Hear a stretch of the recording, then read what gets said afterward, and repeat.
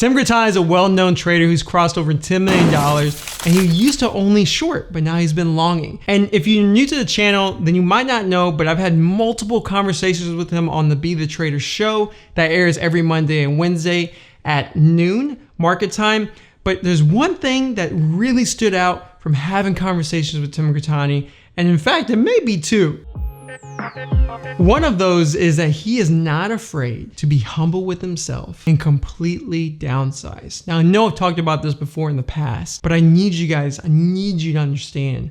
This is someone who's made over 10 million, right? And when he made over 4 million, he understood that, hey, I need to pump the brakes here because things are not going too hot. And I don't know if you remember, I did a video not too long ago about the ladder technique and not focusing on the ladder. Well, he pretty much does that too. He didn't call it that. I don't even know if that's a good name, but he basically said, I'm not doing too hot, so I'm gonna downsize dramatically to focus on process to find success. And if he can do that, who's already been consistent for many years, then what makes you think that you can't do that after been trading for only 6 months, a year, 2 years, 3, right? And you're not even where he's at. I'm talking to myself too. Like when I'm struggling, I downsize because I've learned from all the greats out there who I talk to on the show that they downsize even after they've been killing it for over a decade. So we're talking about other traders that have been on the show like Nate Michaud and so forth. You need to understand that downsizing is important.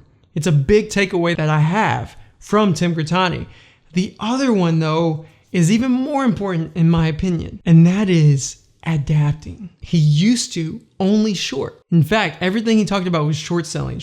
At the beginning of his career, you could argue he was a long bias trader when there were stock promotions, but he became only short bias. And then he finally started to adapt. He's long bias and short. And that showed me, at least, that I need to be able to adapt, that I need to be able to try new things and not be scared. But he also mentions when he adapts that he will downsize when he's trying something new. So downsizing just because you're struggling is important, but downsizing when you're trying something new is so important. Ask yourself this: why trade the same size with something you're confident in with something you're trying new? Why?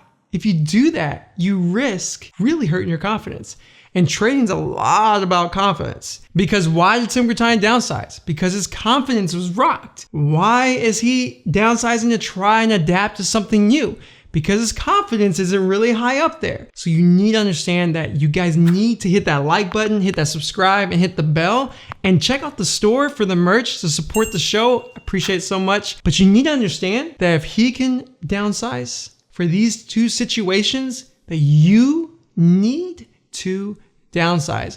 And when you, whatever size you're trading right now, do me a favor, cut it in half, and you're probably gonna be like, what? Why would I do that? Because then it won't matter, right? You're gonna be like, I don't wanna risk that much. That makes no sense. I don't care about that. That's what you need, that mentality, so you can find your consistency.